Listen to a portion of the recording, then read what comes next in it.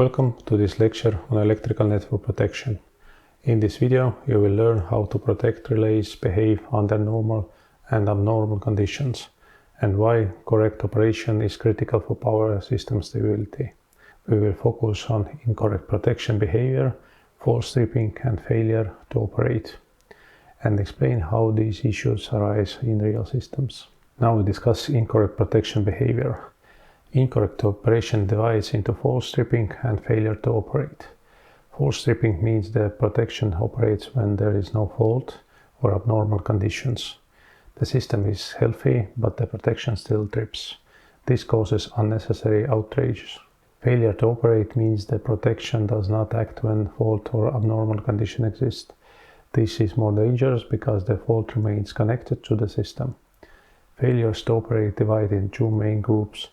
First, hidden failures. Those failures exist in the protection system but remain unnoticed during the system operation. They appear only when the protection is required to act. Hidden failure often originate from design errors, incorrect settings, construction or wiring mistakes, incorrect configuration, inoperate use of condition. With digital relays, hidden failures often relate to software, logic or data handling. Second are fundamental failures. Those failures are inherent to the protection principle itself. They arise from physical limitation of the measurement or operating principles. Fundamental failures are difficult to detect during the maintenance or testing.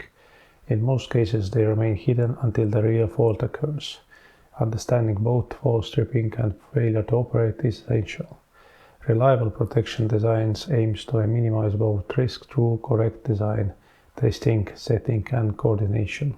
Next, we classify protection based on the protection objects. According to the protected object, protection divides into element protection and system protection. Element protection focuses on single piece of equipment. The goal is to detect faults inside the protected element and disconnect it selectively. The main type of element protection are following. First, overcurrent protection, the measurement of quantity in phase current or symmetrical current components. If required, overcurrent protection is supplemented with the voltage supervision or voltage blocking.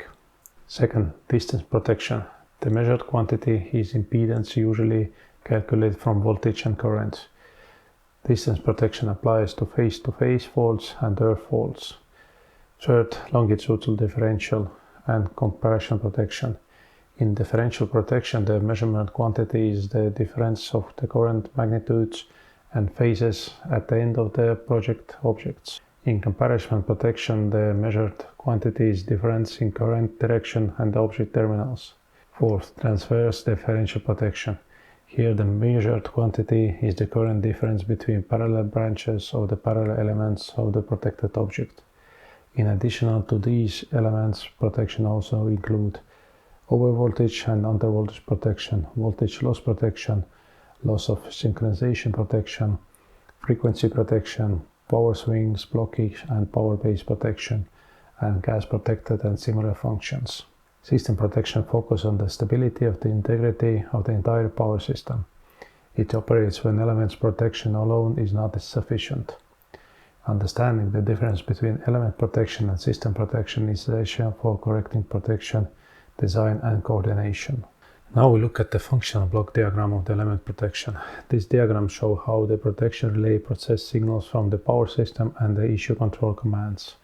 We start from the protected object. Here the protected element is the line marked as L.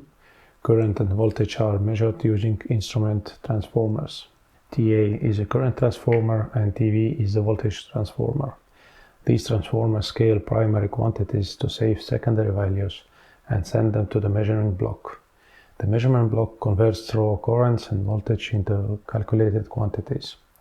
Examples include current magnitude, impedance, symmetrical components or frequency. Measured values are then sent to the logic block. The logic block is the decision core of the relay. It compares measured quantities with the settings. It checks conditions such as threshold, direction, time delay, and interlocking. If the protection criteria are met, the logic block issues a command, the output block. The output block sends strip signal to the circuit breaker marked as Q. This action disconnects the faulty element from the network. At the same time, signals are sent to the indication block. The indication block provides information and alarms. These include fault indication, status signals, and event records. Signals can be sent locally or a control system. The power supply block ensures stable operation of the internal blocks. It supplies energy to measuring, logic output, and indication functions. Information can also arrive from the other end of the line.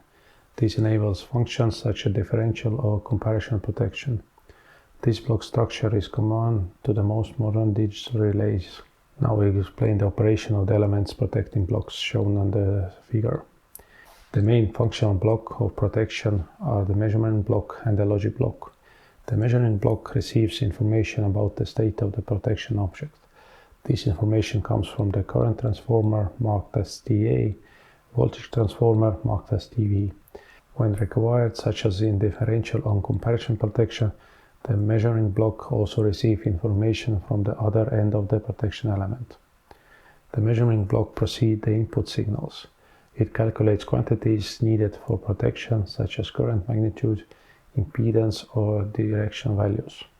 The output of the measuring block is sent to the logic block. The logic block checks whether all conditions required for protection operation are fulfilled. These conditions include threshold values, direction, time delay, and interlocking logic. If the logic conditions are satisfied and the measuring block output persists for the presented time, the protection operates. The operation signal is sent through the output block to the circuit breaker. The circuit breaker then disconnects the protected elements. At the same time, information about the protection operation and the status of the individual blocks is sent to the indication blocks. This information is used for alarms, event reports, and system monitoring. The protection relay receives power from batteries or from auxiliary power supplies. This ensures reliability operation even during system disturbance. Together, those blocks form a complete protection system that detects faults, makes decision, and execute decision action reliable. Now we move from element protection to the system protection, also known as emergency automation. System protection acts as the power system level. It does not protect a single element, it protects system stability. Two system protection types are especially important. First, load shedding protection. Load shedding disconnects part of the load when the generation is inefficient. This situation occurs during the active power deficit, reactive power deficit, severe voltage drops. The goal is fast balanced restoration between generation and consumption. A typical trigger is under frequency or under voltage. Under frequency load shedding is often called frequency load shedding. And under voltage-based schemes disconnects loads when the voltage collapses. These protections are installed at substations. They operate in several stages with the different frequency, voltage, and time settings.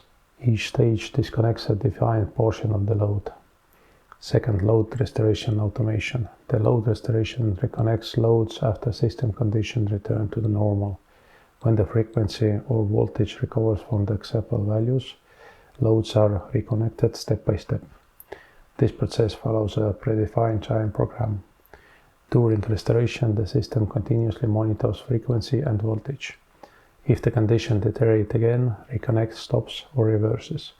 Together, load shedding and load restoration form a closed control loop. Beyond simple load disconnection, under frequency load shedding also prevents cascade failures. By splitting the interconnected system into smaller islands, it stops fault propagation, preserves stable islands, enable block start of fast recovery. In power plants, this principle supports self-supply operation. The plant disconnects from a grid and continues supplying itself own auxiliary systems. This ensures safe shutdown or controlled restart of generator units. System protection and emergency automations are essential tools for preventing large-scale blackouts. Now we look at traditional protection relays. Traditional protection is based on electromechanical relays. Today, these relays are gradually being replaced by microprocessor-based relays. However, in the many power systems, including in Estonia, the electromechanical relays are still widely in service. Electromechanical relay operates using mechanical motion driven by magnetic fields. The main part of the electromechanical relay are magnetic circuit, movable armature, mechanical contacts, a spring and mechanical linkage. When the relay operates, one or more contacts open or close. These contacts are mechanically linked to the armature. The relay armature moves only when the specific conditions are met. Relay operation depends on the torque balance. The operation torque is created by magnetic flux. This flux is produced by the current flowing through the one or more coils. For the relay to operate, the operation torque must be overcome opposition torque. The operation condition is M operating must be bigger than spring and friction, where M operating is the torque produced by the magnetic field, and M spring is the restraining torque usually created by the spring. M friction is the friction torque of the mechanical parts. If the conditions is met, the armature moves and the relay operates. Relay reset or dropout occurs when the opposite condition is satisfied. M spring is bigger than operating plus friction. In this case, the spring force returns the armature to its initial position and the contacts return to the normal state. This mechanical principle defines the accuracy, speed, and reliability of traditional relays. Now we explain pickup and dropout behavior of electromechanical relays. When the relay operates, the operation torque is higher than during the reset. This happens because after operation, the air gap between the armature and the core becomes smaller. With the smaller air gap, the magnetic force increases. As a result, the armature can remain attracted even when the current decreases. This means an important fact. The dropout current is always lower than the pickup current.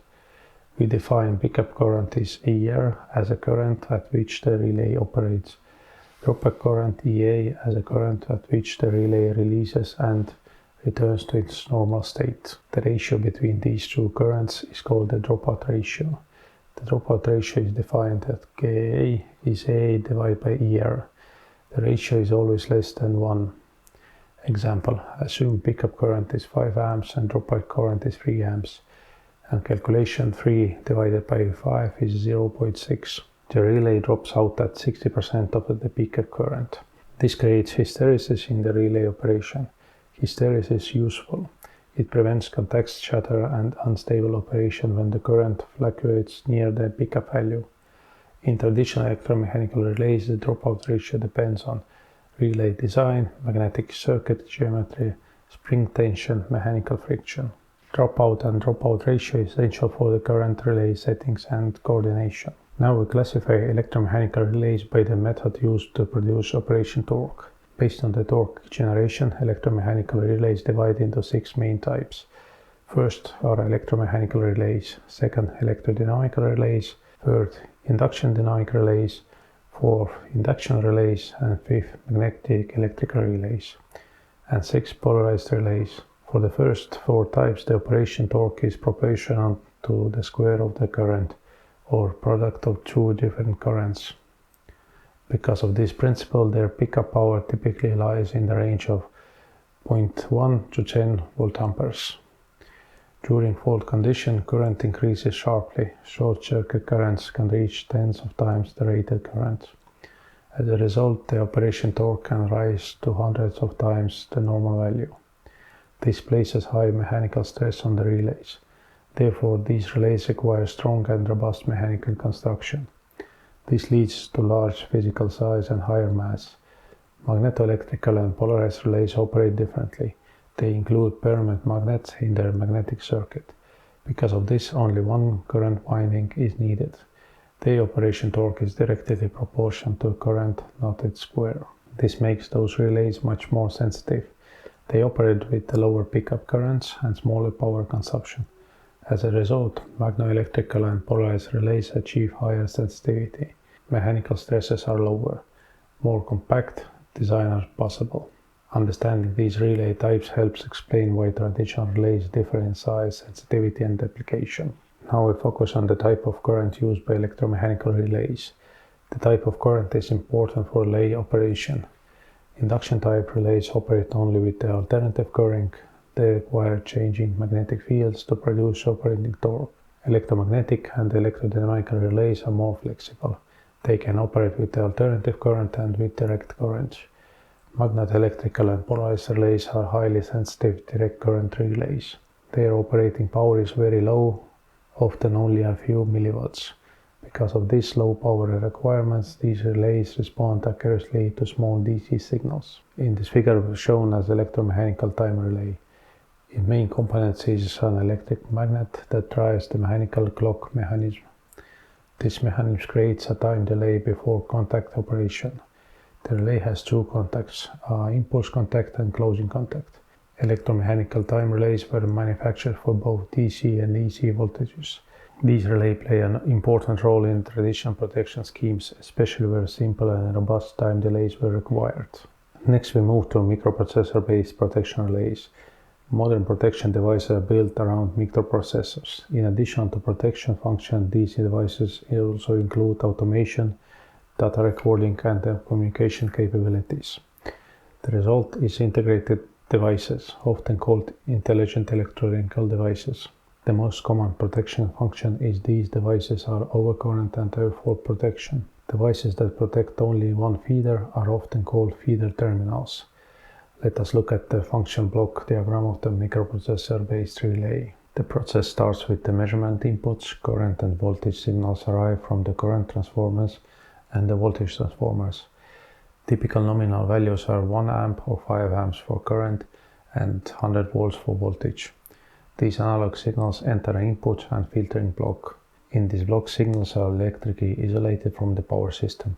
Signals are filtered, signals are amplified, signals are converted to digital form using AD converters. The isolation is based on the sampling. Typically 2 to 40 samples per period are taken for current and voltage. For simple overcurrent protection, 2 samples per period may be enough. In this case, both half-period amplitudes are measured. This approach removes the influence of the DC components during short circuit. The digitalized values are sent to the processor. The process performs all protection algorithms. It calculates measured quantities, compares them with the settings, and executes logic. The processor uses internal memory, RAM from temporary data, EEPROM for setting and firmware. User interaction takes place through the human-machine interface. This usually includes displays, buttons, communication ports. Communication interfaces allows data exchange with the other end of the line. Remote settings, fault records and event times. Input and output ports connected to relay to the substations. These include binary inputs,